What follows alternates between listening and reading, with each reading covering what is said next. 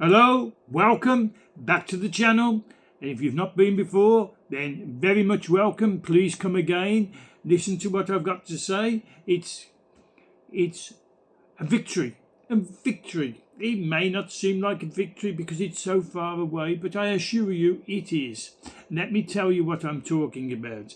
I'm talking about a defensive blow for free speech, and it was won at the beginning of this month of July 2025. It was won in Australia with a decision by the courts that will reverberate across continents. Yes. Headlines read, Tribunal upholds speech rights of Canadian campaigner Chris Elston. He's striking down a government order that censored his platform on the former, what was it called? It's X now anyway, Elon Musk.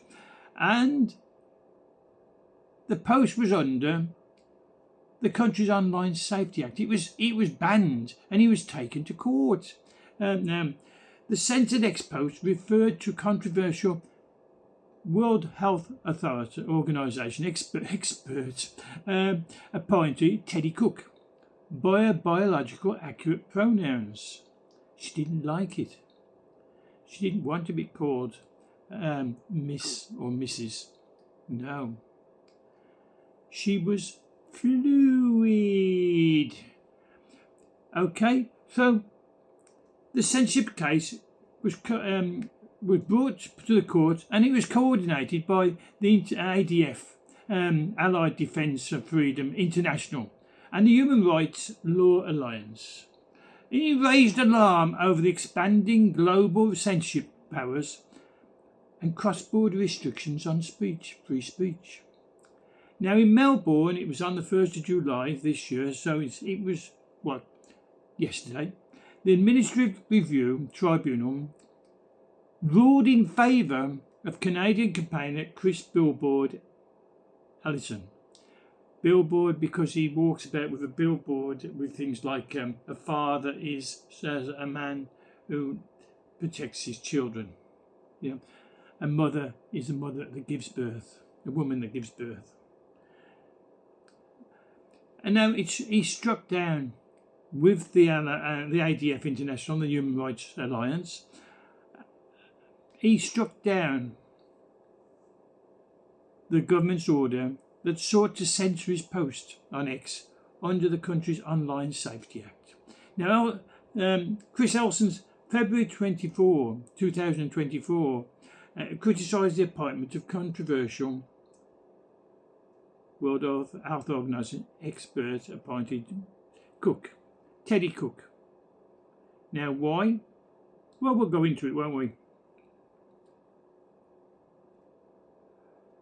And referred to her with biologically accurate pronouns. Mr. Elston's post was deemed cyber abuse by Australia's e-Safety Commissioner, which ordered Platform X to remove the content. Now, Platform X is an American company, so it was an Australian appointee telling America what they could have and be allowed to be said by a Canadian. So that's why I say it went across continents. But X refused initially to remove the content, but later geo-blocked the post in Australia, but not elsewhere. Both Platform X and Chris Elston challenged the order, arguing that censorship was a violation of fundamental right to free speech. Mr. Elston's legal challenge was coordinated, as I say, by ADF International in conjunction with the Human Rights Alliance in Australia, and the Administrative Review Tribunal in Melbourne held a week-long hearing on the case, commencing on March the 31st, 2025. The tribunal found that e-Safety Commissioner, appointed by the Australian government, made the wrong decision in determining that Mr. Elston's post was cyber abuse and set aside the decision. How did they think it was cyber abuse? Well, who knows what goes into their minds? Now this decision is a win for free speech and sets an important precedent in the growing global debate over online censorship. In this case, the Australian government alarmingly censored the peaceful expression of a Canadian citizen on an American-owned platform.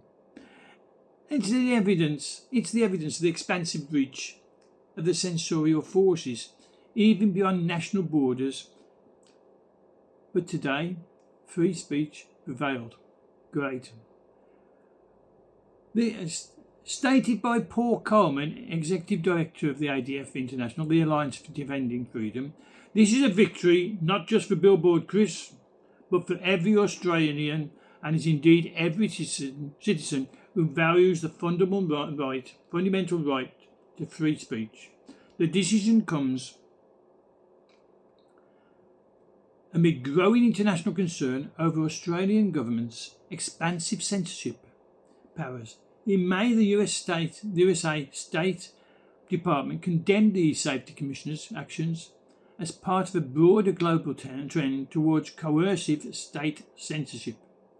State censorship, now remember that, coercive, forced state censorship. Where does that come from? Adolf Hitler, Mao Zedong, Stalin, Joseph Stalin, Lenin? Do these names ring a bell with state censorship? Should do. What did Chris Elston say himself? "I'm grateful that the truth and common sense has prevailed," said Chris Elston. This decision sends a clear message that the government does not have the authority to silence peaceful expression. My mission is to speak the truth about gender ideology, protecting children across the world from its dangers. Gender ideology is against the idea of puberty blockers and surgical operations to cut growing breasts from young girls and penises and testicles from boys. I think anybody with any common sense and any decency and humanity would agree with him, don't you? With this ruling, this is Chris Elston continuing, with this ruling the court has upheld my right to voice my convictions, a right that belongs to every one of us. My post should never have been censored in Australia, but my hope is that the authorities will now think twice before resorting to censorship. I'm going on to my comments now. We are not, as a whole nation, thinking enough about our freedom to speak out, our freedom of expression, but we should be reminded that all dictatorships began by removing free speech.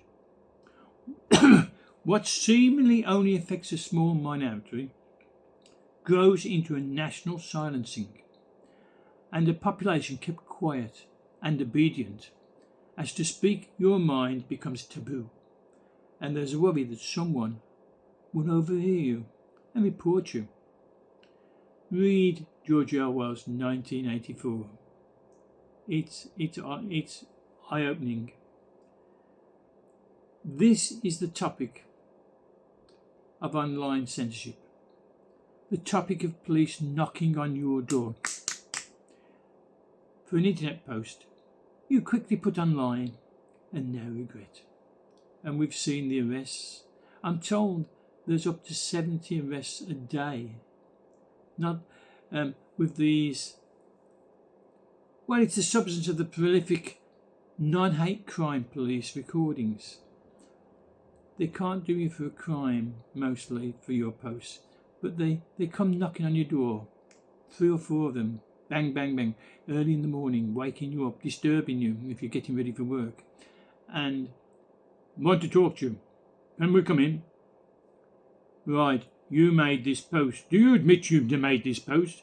Well, we want you to come down the station voluntarily. Try saying no to a voluntary, and it suddenly becomes compulsory, doesn't it? And once they get you in there, voluntary or compulsory, and they start interviewing you and tricking you and saying you said things, twisting your words, until you're pleading guilty to something you didn't do or didn't mean. your words twisted. Okay, so this is a topic of online censorship. Non-hate crime policing records them as non-hate crimes on your police record. Yes, you get a police record, and it prevents you because the DBS check where the data they check on your background. You volunteer for a charitable thing. No, the people running the charities, they can ask for the report, and it comes out you are down for a non-hate crime. Charities do not want you. Organisations, voluntary organisations, don't want you. You're up for promotion, and they send for one of these. Oh, he's guilty of a non-hate crime. We don't want to promote him. We don't want to hire him. All because you did a post which said, I don't agree with children being mutilated, girls having breasts removed, and boys having penises and scrotum removed, and being fed hormones of the opposite origin. Do you really want this in society? As I say, read George Orwell's 1984. It's shocking. It's a novel, but he based it on Stalin. What was going on in Russia, Soviet Union. Stand up for it. Do your bit by speaking out. Do your bit by supporting people who have got the courage to speak out and protect our girls and boys, our youngsters. Protect the people with a religious bent. You know, in Birmingham, England, we've got a lady who was arrested 3 times for silently standing still within 150 meters of an abortion clinic. Didn't speak to anyone. We got a lady who was arrested in Scotland, in Glasgow, for having a board, here to talk if you want. They're not offensive, but they're arrested on hate crime. How can it be hateful to say, I'm here to speak, I'm here to talk if you want? This is how bad it's getting. Let's not put up with it any longer. Chris Elston, the ADF, and the Alliance for Freedom, they won this case. Takes a lot of money, takes a lot of time, it takes a lot of nerve, and it's a very stressing situation. It shouldn't go on. Okay, I'm not going to go anymore myself.